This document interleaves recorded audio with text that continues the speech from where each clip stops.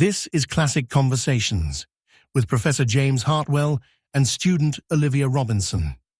Together, they explore the world's greatest literary works, one classic at a time.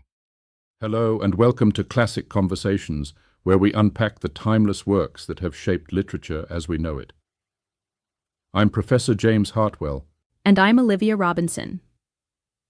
Today we're diving into a novel that's often misunderstood but has had an immeasurable impact on literature and pop culture alike. Mary Shelley's Frankenstein, or The Modern Prometheus, published in 1818. Frankenstein, a personal favorite of mine, and one with perhaps the biggest gap between public perception and the actual text. Before we dive into our analysis, Olivia, would you mind giving our listeners a brief summary of the novel? Of course. So, Frankenstein isn't told in chronological order, but rather through a framed narrative. The story begins with letters from an explorer named Robert Walton to his sister. Walton is on an expedition to the North Pole when his ship becomes trapped in ice. It's there that he encounters Victor Frankenstein, who is in pursuit of something across the frozen wasteland. And this is where Victor begins to tell his tale to Walton, correct? Exactly. Victor recounts his childhood in Geneva, Switzerland, his close relationship with his adopted sister Elizabeth, and his fascination with natural philosophy. He eventually attends university in Ingolstadt, where he becomes obsessed with discovering the secret to creating life.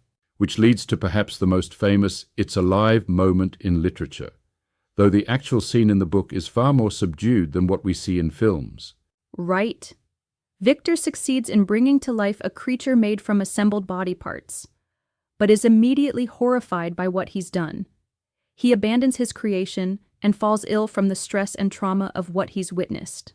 And the creature, not actually named Frankenstein as many believe, is left to fend for himself. Yes, the creature has no name, which is significant in itself.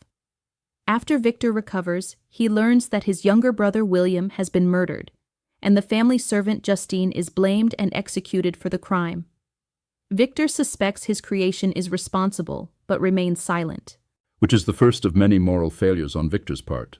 Later, Victor encounters the creature in the mountains, who tells his own side of the story, his confusion after being abandoned, how he learned language by secretly observing a family, and how he was rejected by society due to his appearance. This is actually my favorite part of the novel, when we shift to the creature's perspective. The creature demands that Victor create a female companion for him. Victor initially agrees, but then destroys this second creation, fearing they might reproduce. In revenge, the creature murders Victor's friend Henri Clerval and later his bride Elizabeth on their wedding night.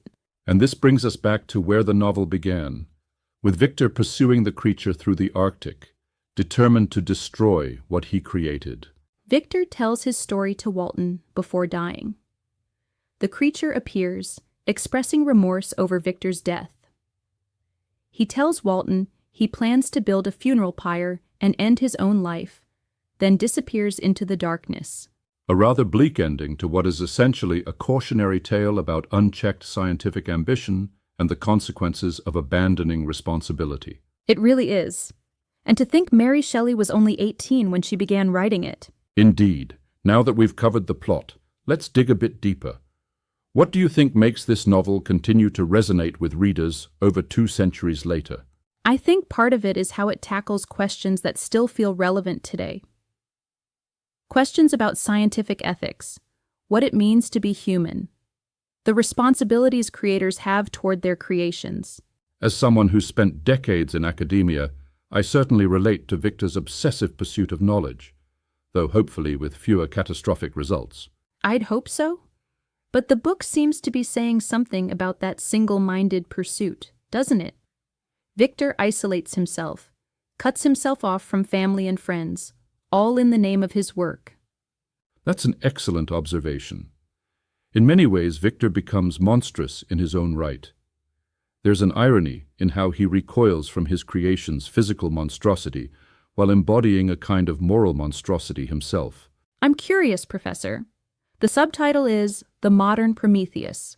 Could you explain the significance of that for our listeners? The Prometheus connection. In Greek mythology, Prometheus stole fire from the gods to give to humanity and was severely punished for his transgression. It's a clear parallel to Victor, who steals the divine power of creation and suffers terribly for it. I've always wondered about the creature's education. That section where he learns language and reads Paradise Lost, Plutarch's Lives, and The Sorrows of Young Werther.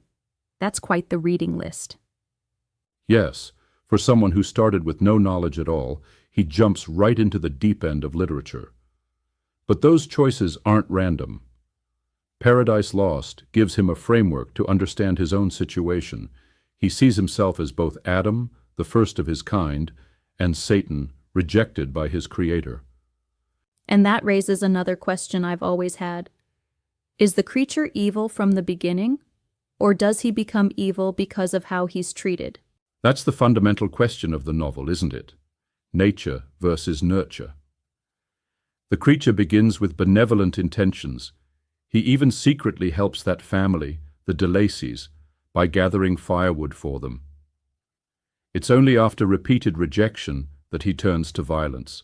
So Shelley seems to be suggesting that monstrosity is created by society, not born? I believe that's a fair reading. The creature famously says, "I was benevolent and good. Misery made me a fiend." It's a powerful statement about how our treatment of others shapes who they become. Which makes it all the more tragic when you think about it. If Victor had taken responsibility, if society had shown the creature kindness... Exactly. The entire tragedy might have been avoided. And that's what makes this not just a horror story, but a deeply human one. Speaking of horror, I'm always surprised when I reread the book at how different it is from the popular image of Frankenstein. You know, the green monster with bolts in his neck. Hollywood has much to answer for. In the book, the creature is actually quite articulate and philosophical, and Victor is far from the mad scientist shouting, "It's alive." He's a tragic figure whose flaws lead to disaster. I read that Mary Shelley was inspired to write the story after a dream. Is that true? It is. She, Percy Shelley, Lord Byron, and John Polidori were staying near Lake Geneva during what was called the Year Without a Summer in 1816. Volcanic ash had created unusually dreary weather, and they entertained themselves by reading ghost stories.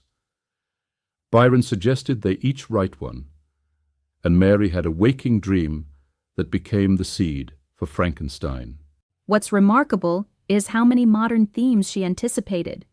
Bioethics, artificial intelligence, the limits of science. For a novel written before the Victorian era, it feels shockingly relevant today. That's the mark of a true classic, wouldn't you say? It continues to speak to new generations in different ways. When I first taught this novel in the 1990s, students were connecting it to cloning debates. Now they talk about AI ethics and genetic engineering. Do you have a favorite adaptation of Frankenstein, Professor?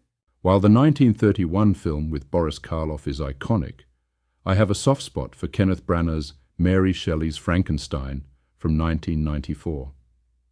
It's flawed, certainly, but it captures more of the book's philosophical elements than most adaptations. What about you? I actually love Young Frankenstein by Mel Brooks.